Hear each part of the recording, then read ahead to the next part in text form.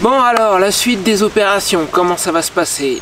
Nous sommes actuellement le 25 août, si je dis pas de bêtises, 24 ou 25 août, quelque chose comme ça. Mercredi exactement, si tu veux, tu prends le calendrier, tu vérifies. Je suis ici chez ma soeur, donc dans le nord du 45, dans le nord du Loiret, depuis 2 semaines à peu près, depuis mon retour de Suisse. Je commence à prévoir ce que je vais faire par la suite. La suite, ça va être début septembre. Je t'explique tout ça.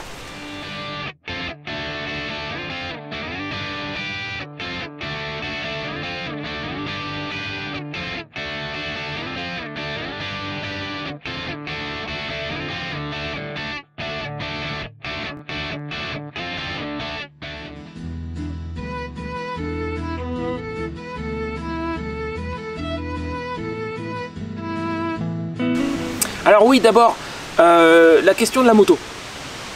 Il y a eu quelques réparations de fait, il y en a encore une grosse à faire. Donc après mon retour de Suisse, j'ai changé mes plaquettes de frein à l'avant, ça s'est fait, elles freinent très bien, il n'y a pas de souci. Il y a quelques jours, avec un ami, on a ressoudé le support du silencieux gauche. Il était partiellement cassé depuis déjà 1 an, tu te souviens que la bulle est endommagée, ça j'ai fait ça en fait moi-même comme un grand. Au printemps de l'année dernière, en faisant tomber la moto à l'arrêt, en faisant demi-tour sur une route très étroite. Elle a commencé à partir, j'ai pas pu la retenir, elle est tombée. C'est comme ça que j'ai cassé le côté gauche de la bulle, et au passage, sur le moment je ne m'en étais pas aperçu, j'ai abîmé le support du silencieux gauche. C'est quand je suis passé à Rodez l'hiver dernier que Maurice, chez qui je me suis arrêté, m'a signalé que le pot gauche bougeait beaucoup.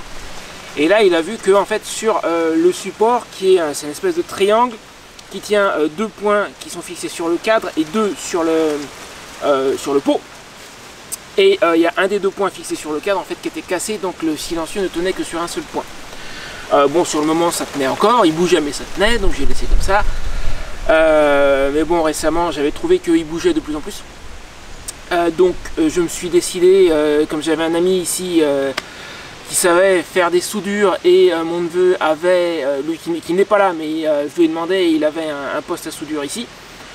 Donc j'ai démonté le support, et heureusement que je l'ai fait. Parce que au passage, le point de fixation sur le cadre qui tenait encore, quand j'ai démonté, a cassé. Ce qui signifie que j'étais à 2 doigts de perdre le silencieux sur la route. Parce qu'il aurait suffi que ça casse en roulant, et là le silencieux n'aurait plus été tenu du tout, et je l'aurais perdu sur la route. Ce qui n'aurait pas été catastrophique pour moi, je l'aurais entendu, je me serais arrêté, etc. Mais à supposer qu'il y ait un véhicule derrière moi, ça aurait été très mauvais pour le véhicule me suivant. Et là, ça aurait été accident responsable, forcément. Donc heureusement, je ne l'ai pas perdu sur la route. Ça a cassé lorsque j'ai démonté le silencieux, il valait mieux que ça casse à ce moment-là, donc j'ai bien fait de le démonter du coup. David m'a fait une soudure qui, bon, en soi, n'a pas l'air très propre comme ça, parce qu'on n'avait pas de meuleuse. Donc on n'a pas pu la raboter, on n'a pas pu la meuler. Mais je suis sorti hier, je suis allé faire des courses, 8 km à l'aller, 8 km au retour. Ça bouge pas, ça tient, ça frotte pas sur le bras oscillant, rien, c'est le principal. Il tient en place. Donc ça c'est fait. Il reste la question du roulement de direction qui est à faire. C'est confirmé, le mécanicien qui a changé le pneu début juin m'avait laissé une note sur la facture en me disant qu'il serait à faire. Pendant un moment je me suis demandé s'il n'avait pas juste vu le cache-poussière qui est en dessous de la colonne de direction, qui est un peu fendillé mais qui n'évolue pas. Il se dégrade pas depuis que j'ai la moto, il est comme ça. Finalement non, c'était pas ça, et j'ai bien senti, récemment j'ai remarqué, j'avais pas tellement fait gaffe avant, mais même à l'arrêt j'ai nettement un cran dans la direction. Ce qui explique d'ailleurs mon petit problème de direction un peu flou à basse vitesse, il y a des chances. Donc j'ai commandé la pièce, et j'ai trouvé un motard dans les parages à 1h20 d'ici à peu près, qui va me donner un coup de main pour le faire, parce que je me sens vraiment pas de le faire tout seul. Donc j'attends la pièce, elle est expédiée, ça y est, je l'attends d'ici quelques jours, probablement à la fin de la semaine. Et après je vais voir avec lui quand on peut faire la réparation.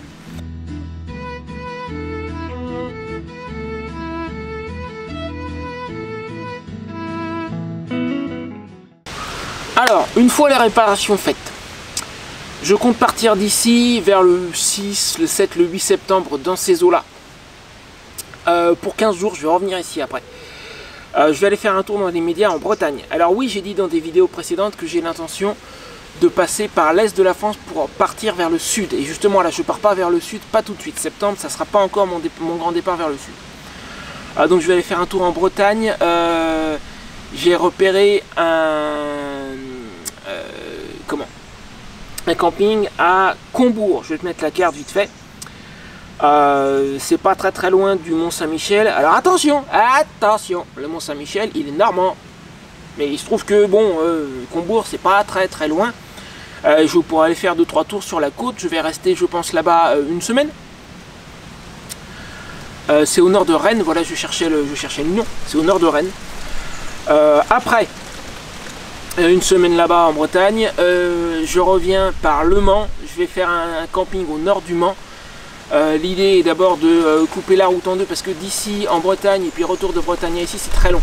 Alors d'ici je peux le faire tout comme j'ai fait pour aller en Suisse, parce que je peux préparer mes affaires à l'avance. Là bon, on avait de la famille ici, les chambres étaient occupées. Là elles le sont plus, donc je peux à nouveau dormir dans une des chambres. Je ne dors pas dans la tente ces jours-ci, ce qui veut dire que la veille du départ je peux tout rentrer, tout préparer, et j'ai plus qu'à charger la moto le jour du départ, à charger la moto quand tout est déjà dans les sacs. Il me faut 20 minutes. Donc ça me gagne énormément de temps, j'économise à peu près 2 heures. C'est ce qui va me permettre d'aller jusqu'en Bretagne en partant d'ici. Par contre, dans l'autre sens, en partant de Bretagne, où le matin du départ, il faut que je rentre tout dans les sacs, puis que je charge la moto, là ça me prend un peu plus de 2 heures. Et ça ferait très long pour revenir directement ici. Donc je vais faire une escale au nord du Mans, et ça a un intérêt, c'est que ça sera à peu près à 1 heure de mon ancien domicile. Et j'espère que d'ici la fin septembre, quand je vais rentrer entre le 20 et le 25, un truc comme ça. J'espère que d'ici là, mon nouveau permis sera arrivé. On m'a dit quand j'ai fait ma passerelle le 9 août, entre 4 et 8 semaines. Donc entre le 20 et 25 septembre, ça tombe pile au milieu, entre la 4e et la 8e semaine. Avec un peu de chance, le nouveau permis sera peut-être arrivé. Il va arriver à mon adresse au centre d'action sociale à mon ancien domicile, qui est la seule adresse acceptée par l'administration. Donc avec un peu de chance, quand je vais passer par là, le nouveau permis il sera, je peux pas le savoir encore, mais j'espère que oui, ça m'éviterait de refaire encore un aller-retour en Normandie à partir d'ici, juste pour aller le chercher, ça m'arrangerait. Donc voilà, entre le 20 et le 25, je reviens ici, je vais passer quelques jours ici, et puis en début de mois, je repars vers le sud. Entre temps, il pourrait se passer pas mal de choses.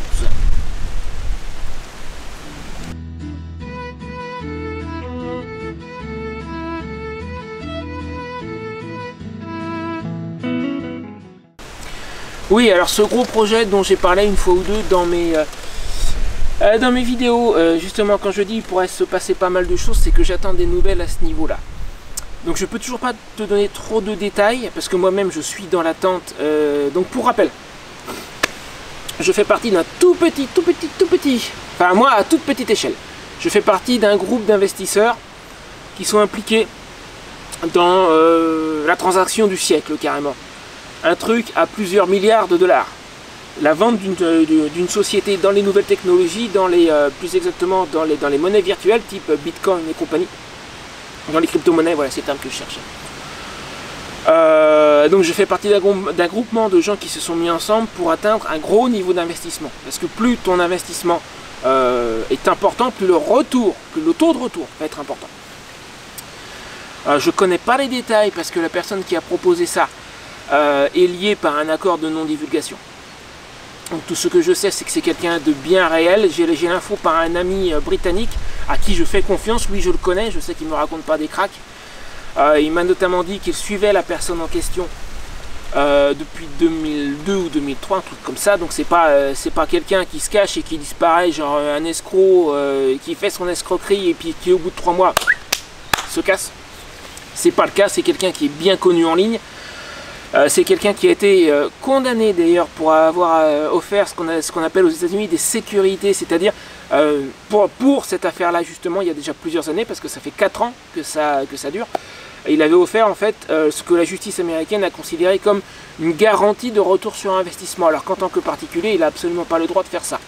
Donc mon contact anglais a pu retrouver ce jugement et vérifier qu'effectivement c'est bien vrai. Donc c'est pas quelque chose de complètement louche, on ne sait pas d'où ça sort, etc. Il y a bien un fondement qui est bien réel. Après, je ne sais pas grand chose de plus que ça. J'ai les informations qu'il nous lâche les jours de semaine, le soir, c'est entre 18 et 20 heures à peu près. Donc je sais que la vente de la société est en cours. C'est un processus prévu en 3 étapes. D'abord des documents assignés par le vendeur, ça s'est fait depuis 2 semaines à peu près. Puis par l'acheteur, ça s'est fait depuis la semaine dernière. Et il y a un document final de clôture de la vente qui doit être émis par les acheteurs, parce que c'est un truc tellement énorme que c'est pas un acheteur. On parle pas d'individus, on parle déjà pour commencer de société. Et côté acheteur, c'est 8 banques asiatiques, enfin 7 parce que la banque chinoise s'est retirée, 7 banques asiatiques plus la banque centrale d'Arabie Saoudite et 4 milliardaires, dont Jeff Bezos, parce qu'on le sait, parce que c'est le seul apparemment qui aurait parlé de ce truc là en public. Donc c'est vraiment un truc énorme. Et il doit y avoir donc un document final, le document de clôture, qui doit être ratifié par tout le monde et passé devant le notaire, et ça c'est en cours cette semaine. Ils veulent absolument que ça soit fait avant la fin du mois. Donc la fin du mois c'est quasiment cette semaine, parce qu'après il restera que 2 jours. Donc c'est tout ce que je sais. Une fois la vente effective, une fois ce dernier document de clôture signé, ratifié par tout le monde et passé devant le notaire, il y a encore le paiement qui doit se faire, qui doit être approuvé par le département américain de la sécurité intérieure, qui a été créé après le 11 septembre, Homeland Security, qui doivent approuver la transaction. A priori, ils sont déjà au courant, il y a déjà des choses en cours avec eux pour accélérer la procédure. Combien de temps ça va prendre, j'en sais rien. Une fois que ça c'est fait, moi je reçois mon avance. Donc ça va prendre encore au moins quelques semaines. J'espère un petit peu que, alors déjà, premièrement, une fois la vente clôturée, l'accord de non-divulgation par lequel est tenue la personne qui a proposé ça ne devrait plus s'appliquer. Je devrais en savoir beaucoup plus et pouvoir déterminer si vraiment tout est réel.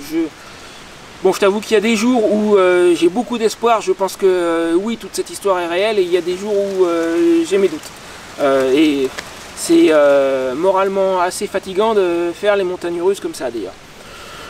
Là en ce moment j'ai plutôt de l'espoir, mais j'ai pas de garantie, j'ai pas de certitude. Donc une fois la vente officiellement terminée, son accord de non-divulgation devrait devenir caduc, parce que le truc va être après public, et là je devrais pouvoir vérifier toute l'histoire. Ensuite, une fois que je saurai que tout est vrai, au bout de quelques semaines, si tout est vrai, c'est l'acquis, la retraite, etc. Jusque là, il faut que je tienne le choc. Et justement, j'espère aussi que d'ici à mon retour, quand je vais revenir de Bretagne via Le Mans, ça fera dans un mois à peu près, et d'ici là, il n'est pas totalement impossible que 4 semaines, on pourra bien tomber sur la période où l'avance va m'être versée.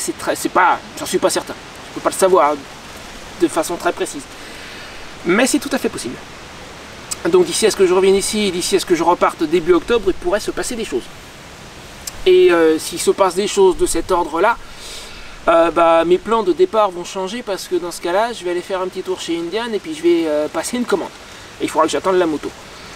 Mais je verrai bien à ce moment-là comment je vais m'organiser pour faire ça. Dans l'immédiat, je n'ai aucune certitude, donc je me comporte comme si ça ne devait pas venir.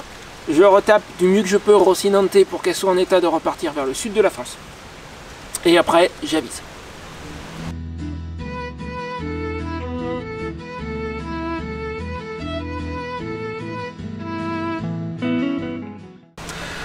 Espagne ou pas Espagne? Oui, c'est une bonne question.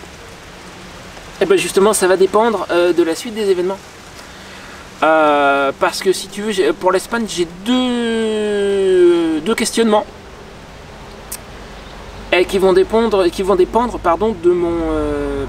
l'état de mes finances. D'abord, il y a la première question du est-ce qu'il faudrait un pass sanitaire ou pas pour rentrer en Espagne? Et si la question est oui, comme je refuse catégoriquement le pass sanitaire, est-ce que j'accepte le risque de tenter de passer la frontière en douce? L'hiver dernier, je m'étais renseigné auprès d'une communauté d'expatriés, parce que je m'étais demandé déjà si je pourrais pas le faire à l'époque où toutes les communautés autonomes étaient verrouillées entre elles. J'avais décidé de ne pas y aller, mais je m'étais quand même renseigné. Il y a un certain nombre de personnes qui m'ont dit tel et tel col de montagne, le passage est ouvert, il n'y a jamais un douanier, jamais un flic, rien. Tel autre, de temps en temps il y a un douanier, de temps en temps il n'y est pas, tu peux avoir un coup de bol. Donc je me renseignerai si le pass sanitaire est requis. Et après, il faudra que je décide. Toujours si... Alors, s'il n'y a pas de passe sanitaire, bah, à ce moment-là, je peux. Si le pass sanitaire est requis pour rentrer par la route, ce qui va déterminer ma décision d'y aller ou de ne pas y aller, à supposer qu'il y ait des cols de montagne, des passages qui soient praticables, où il n'y ait pas de douanier. Ce qui va déterminer ma décision, et je ne devrais peut-être pas dire ça en public, mais je vais le dire quand même, je m'en tape. Ça sera la sanction si je me fais prendre. Si mes finances sont pas au beau fixe, je peux pas me permettre de risquer de payer une grosse amende, c'est pas possible. Si par contre ce dont j'ai parlé tout à l'heure tombe, l'amende, je crois que l'année dernière, l'amende pour être rentré dans une communauté espagnole alors qu'elles étaient verrouillées, je crois que c'était 600 €. Si c'est toujours la même chose, je m'en tape de l'amende. J'en ai rien à faire dans ce cas-là. Mais ça dépend de l'état de mes finances. Et la deuxième question, c'est la moto avec laquelle je vais partir, et là aussi ça dépend de l'état de mes finances. Rocinante, une fois le roulement de direction changé, sera en état de rouler, mais elle est quand même pas dans un état extraordinaire. Et est-ce que j'ai envie de prendre le risque de tomber en panne dans un pays étranger? Je sais pas, surtout avec des finances très limitées qui me permettraient pas de payer des pièces, etc. Si ça devait se produire, je préférerais être dans un endroit que je connais, que je maîtrise. Et si je dois partir avec elle, je vais peut-être limiter quand même un peu mes déplacements et pas faire des dizaines de milliers de kilomètres. Donc si je dois partir avec Rocinante, ça sous-entendra passer l'hiver au camping 10 sur tête. Donc il faut que je puisse acheter une tente pour l'hiver et une autre tente, ça c'est encore une autre histoire. Et éventuellement depuis là-bas faire quelques incursions en Catalogne où j'ai des amis que je voudrais voir. En utilisant le camping 10 sur tête comme base, ça peut se faire. Mais partir jusqu'en Andalousie avec Rocinante, je te cacherai pas que j'hésite.